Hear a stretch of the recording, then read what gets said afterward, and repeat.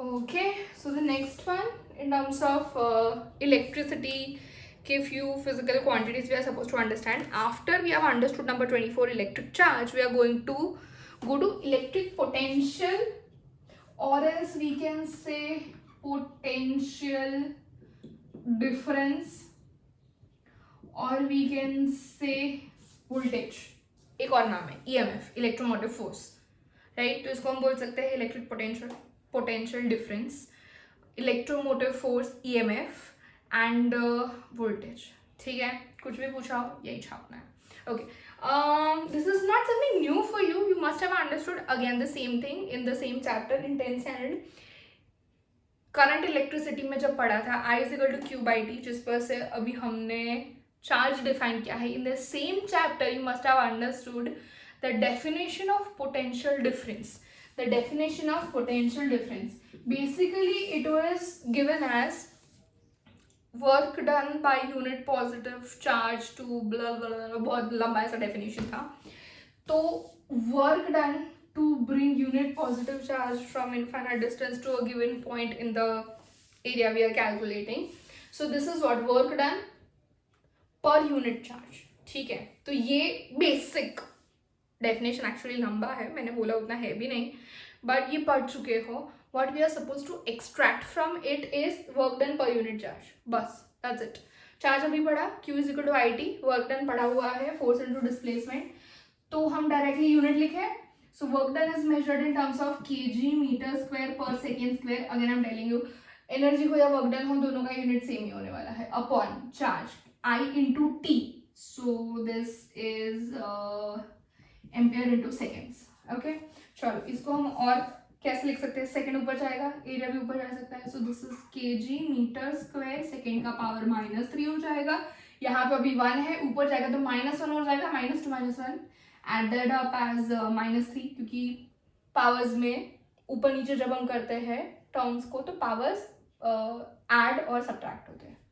Okay, stupid मी, area नहीं है वो, एम्पियर है.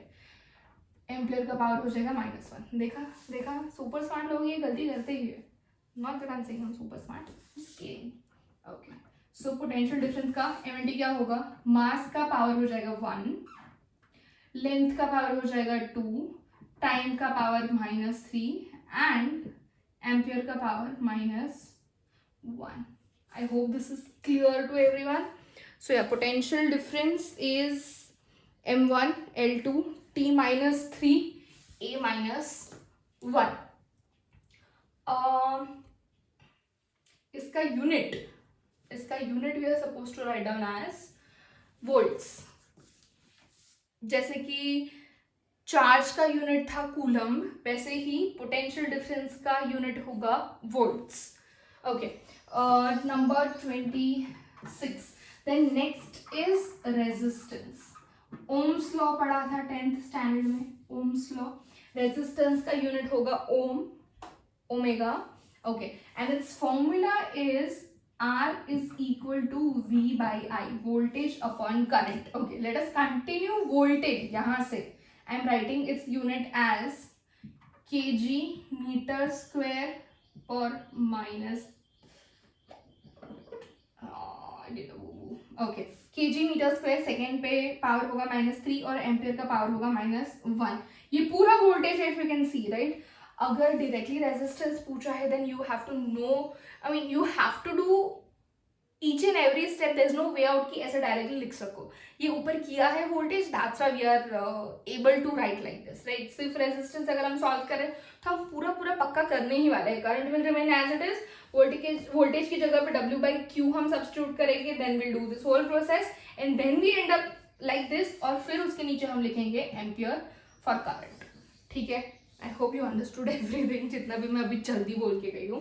ओके, सो ये भी ऊपर चला जाएगा तो ये -2 हो जाएगा. So the unit stands out to be kg metre square, second का पावर -3, एम्पियर का पावर -2. इसका पावर अभी 1 है, ऊपर चला जाएगा तो -1 हो जाएगा, -1 -2 हो जाएगा. So finally resistance which is measured in unit ohms, उसका एमएलटी बनेगा mass 1, length 2, time -3 and current -2. Okay, 27th will be capacitance. Yes, capacitance. So